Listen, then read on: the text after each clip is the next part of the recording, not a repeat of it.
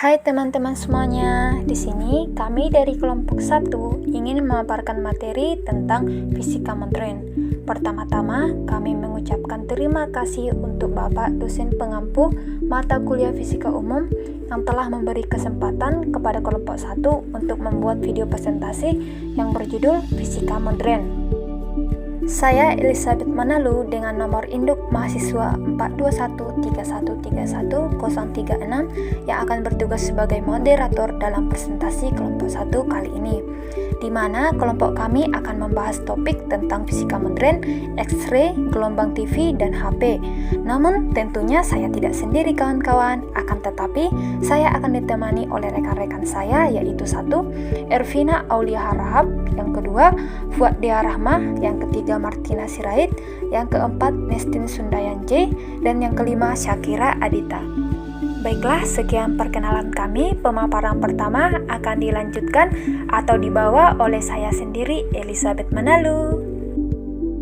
Perkenalkan, nama saya Elizabeth Manalu dengan nomor induk mahasiswa 42131313036 sebagai presentator pertama. Di sini saya akan memaparkan materi fisika modern. Menurut kawan-kawan, apa sih itu fisika modern?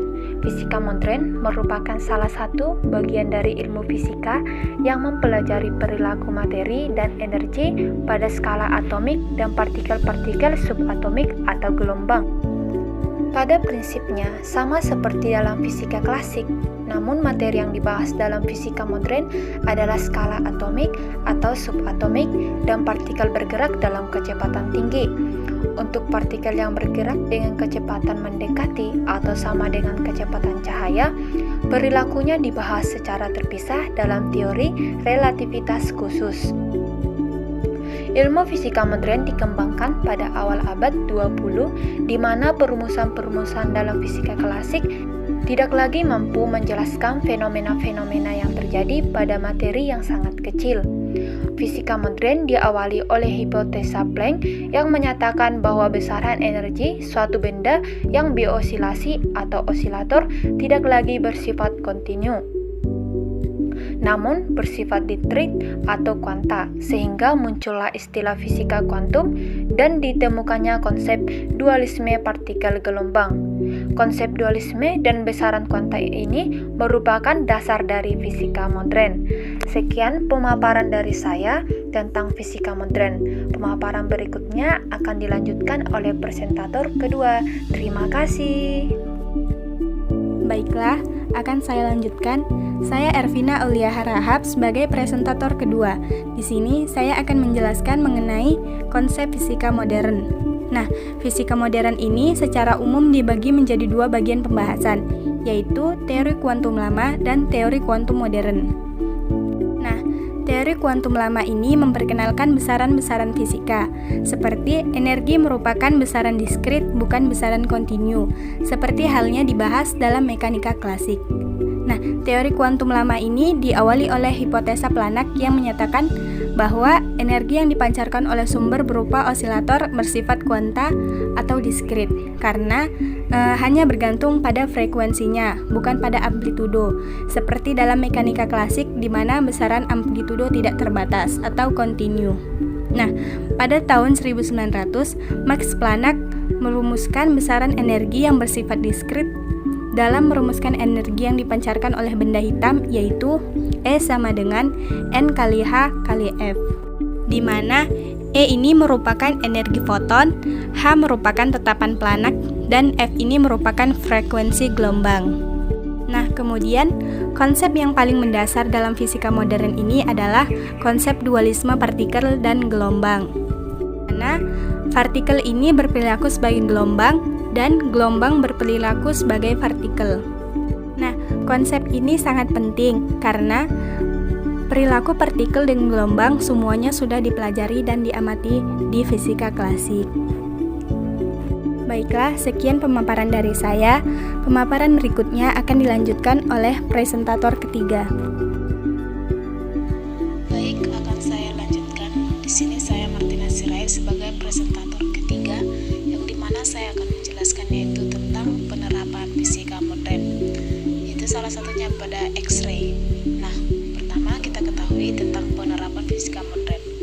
Penerapan fisika modern telah banyak kita nikmati saat ini, yang mencakup bidang telekomunikasi, kedokteran, dunia industri, militer, dan masih banyak lagi. Nah, dalam dunia telekomunikasi, seperti pengiriman informasi pada awalnya digunakan asap, kemudian telepon, handphone atau HP, komputer, serat optik, dan saat ini banyak digunakan teknologi phone. Nah, perkembangan ini merupakan jasa dari pengembangan fisika modern. Nah, contohnya adalah X-ray. Di sini X-ray merupakan sebentuk radiasi elektromagnetik serupa dengan cahaya yang dapat dilihat, radiasi inframerah, microwave, dan gelombang radio. Namun dibanding sebuah bentuk radiasi tersebut, sinar X memiliki lebih banyak energi. Sebuah foton sinar X bisa ratusan atau bahkan ribuan kali lebih berenergi dibanding foton cahaya lampu biasa. Nah, sebagai sebuah contoh yang lebih sederhana mengenai sumber sinar X, yaitu di mana proses yang disebut dengan Bremsstrahlung dari bahasa Jerman yang artinya memecah radiasi.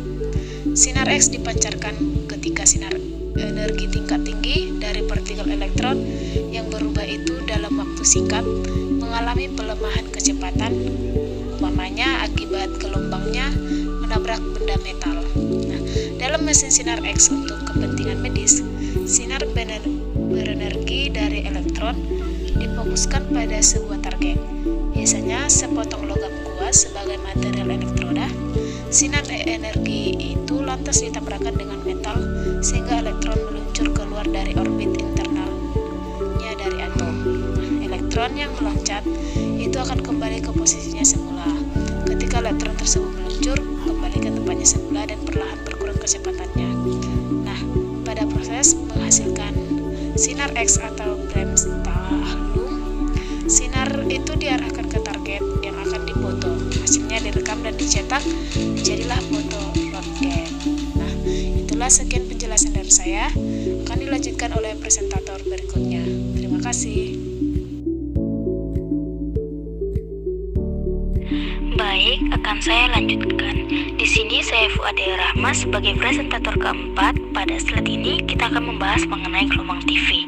Gelombang TV adalah gelombang elektromagnetik yang sangat kompleks. Hal ini disebabkan oleh kenyataan bahwa gelombang TV mengandung informasi tidak hanya suara, tetapi juga informasi dalam bentuk gambar. Gelombang TV terdiri dari satu gelombang blinking, yang dimana berfungsi menghapus berkas elektron pada saat retrace pada proses scanning sebuah gambar.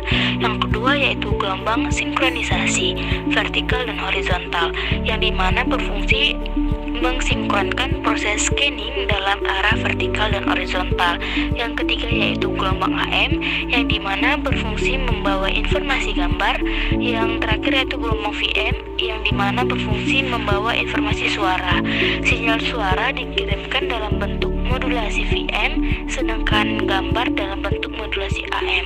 Oleh karena itu, suara yang dibawa oleh gelombang TV cenderung lebih tahan terhadap gangguan kelistrikan alam, sedangkan gambar lebih mudah terganggu. Sekian dari saya kembalikan ke moderator. Baik, akan saya lanjutkan. Di sini saya Syakira Adita sebagai presentator yang kelima. Pada slide ini kita akan membahas mengenai proses gelombang televisi. Seperti yang kita ketahui, gelombang televisi lebih tinggi frekuensinya dari gelombang radio FM. Nah, pada proses gelombang televisi tidak dipantulkan oleh ionosfer bumi, sehingga diperlukan penghubung dengan satelit atau di permukaan bumi untuk tempat yang sangat jauh. Misalnya, di wilayah Bukit Tinggi dibangun sebuah stasiun penghubung atau relay yang letaknya di puncak Gunung Merapi. Untuk penjelasan selanjutnya, saya serahkan kepada presentator selanjutnya. Baik, saya akan melanjutkan pemaparan materinya tentang handphone. Pada handphone menghasilkan efek radiasi gelombang elektromagnetik pada kesehatan manusia. Gelombang elektromagnetik ini yaitu gelombang yang dipengaruhi oleh medan listrik dan medan magnet yang menghasilkan energi radiasi dari suatu tempat ke tempat lain. Secara ilmiah, energi yang dikeluarkan berpengaruh secara kesehatan, tetapi berapa besar yang dapat diserap bergantung dari ponsel yang mengikuti standar atau tidak. Jika sesuai standar, berarti tidak membahayakan untuk kurun waktu tertentu. Sekian pemaparan materi tentang fisika modern dari kelompok 1. Kami kelompok 1 minta maaf jika ada kesalahan tutur kata kami selama kami memaparkan materi tersebut. Terima kasih.